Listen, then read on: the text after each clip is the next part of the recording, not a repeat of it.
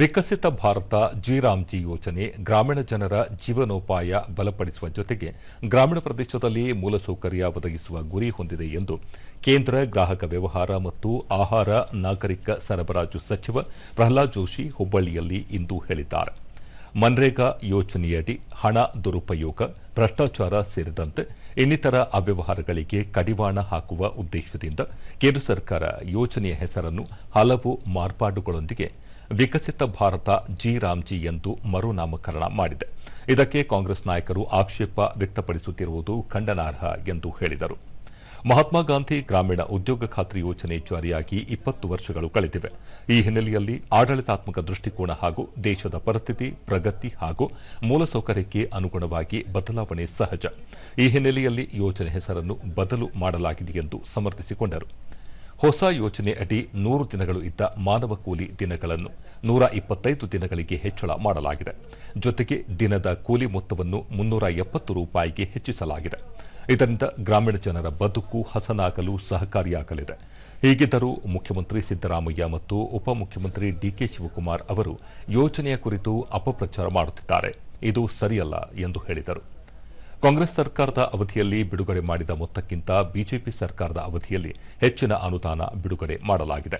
2014ರಿಂದ ಇಲ್ಲಿಯ ತನಕ 8.5 ಲಕ್ಷ ಕೋಟಿ ರೂಪಾಯಿಯನ್ನು ಯೋಜನೆಯ ಅಡಿ ಬಿಡುಗಡೆ ಮಾಡಿ ಗ್ರಾಮೀಣ ಜನರಿಗೆ ಅನುಕೂಲ ಮಾಡಿಕೊಡಲಾಗಿದೆ. 2047ರ ವೇಳೆಗೆ ವಿಕಸಿತ ಭಾರತ ನಿರ್ಮಾಣ ಮಾಡುವುದು ಕೇಂದ್ರದ ಉದ್ದೇಶ. ಈ ಹಿನ್ನೆಲೆಯಲ್ಲಿ ಸರ್ಕಾರ ಹಲವು ಕ್ರಮಗಳನ್ನು ಕೈಗೊಳ್ಳುತ್ತಿದೆ ಎಂದರು. ಯೋಜನೆಯ ಹೆಸರನ್ನು ಬದಲಾವಣೆ ಮಾಡಿರುವುದಕ್ಕೆ ಕಾಂಗ್ರೆಸ್ ನಾಯಕರು ವಿರೋಧ ವ್ಯಕ್ತಪಡಿಸುತ್ತಿದ್ದಾರೆ. ಬಿಜೆಪಿ ಪಕ್ಷದಿಂದಲೂ ಕೂಡ ಕಾಂಗ್ರೆಸ್ ಸರ್ಕಾರದ ಅವಧಿಯಲ್ಲಿ ಸಂವಿಧಾನ ಶಿಲ್ಪಿ ಡಾಕ್ಟರ್ ಬಿಆರ್ ಅಂಬೇಡ್ಕರ್ ಸೇರಿದಂತೆ ಇನ್ನಿತರ ನಾಯಕರಿಗೆ ಮಾಡಿದ ಅಪಮಾನವನ್ನು ಮುಂದಿಟ್ಟುಕೊಂಡು ಹೋರಾಟ ಮಾಡಲು ಸಿದ್ಧರಿದ್ದೇವೆ ಎಂದು ಹೇಳಿದರು.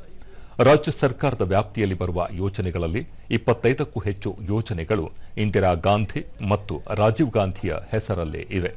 ರಾಜ್ಯಗಳು ಮತ್ತು ದೇಶದಲ್ಲಿ ಕಾಂಗ್ರೆಸ್ ಪಕ್ಷ ಅಧಿಕಾರದಲ್ಲಿ ಇದ್ದ ಅವಧಿಯಲ್ಲಿ ರಾಜೀವ್ ಗಾಂಧಿ ಹೆಸರಲ್ಲಿ 55, ಇಂದಿರಾ ಗಾಂಧಿ ಹೆಸರಲ್ಲಿ 21 ಹಾಗೂ ಜವಾಹರ್ಲಾಲ್ ನೆಹರು ಹೆಸರಲ್ಲಿ 22 ಶಿಕ್ಷಣ ಸಂಸ್ಥೆಗಳು ಇವೆ.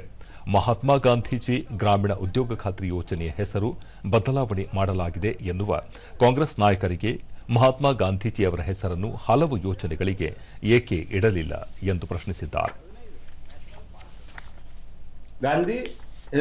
ನೆಹರು, ಇಂದಿರಾ ಗಾಂಧಿ, ರಾಜೀವ್ ಗಾಂಧಿ, ಸಂಜಯ್ ಗಾಂಧಿನೂ ಬಿಟ್ರೆ, ಯಾಕಂದ್ರೆ ನಡಕ್ ಇವ್ರು ಬಂದ್ರಲ್ಲ, ಯಾರ ಸೋನಿಯಾ ಮತ್ತು ರಾಹುಲ್ ಬಂದ್ ಕೂಡ್ಲೆ ಅದು ಅವ್ರನ್ನು ಕೈ ಬಿಟ್ರು. 5 ವಿಮಾನ ನಿಲ್ದಾಣ ಈ ದೇಶದೊಳಗ ವಿಮಾನ ಶುರು ಮಾಡಿದ್ದು ಟಾಟಾ. ಟಾಟಾನು ಒಂದ್ ಹೆಸರಿಡಬಹುದಾಗಿತ್ತ. ಹೋಗ್ಲಿ, ವಿಮಾನ ಆಕ್ಸಿಡೆಂಟ್ದಾಗ ಸತ್ತೋದ್ರು ಅಂತ ಹೇಳಿ ಸುಭಾಷ್ ಚಂದ್ರ ಬೋಸ್ ಅವ್ರ ಹೆಸರಿಡಬೇಕಾಗಿತ್ತು. ಒಂದರ ಇಟ್ಟಿದ್ರಿ. ಕಲ್ಕತ್ತಾದಾಗ ಆಮೇಲೆ ಇಟ್ಟಿವಿ ನಾವು. ಹಿಂದುಳಿದವ್ರ ಬಗ್ಗೆ ಮಾತಾಡೋರು ಬಾಬಾ ಸಾಹೇಬ್ ಅಂಬೇಡ್ಕರ್ ಅವ್ರ ಹೆಸರು ಮೇಲೆ ಎಷ್ಟು ಇಟ್ಟಿದ್ದೀರಿ ನೀವು?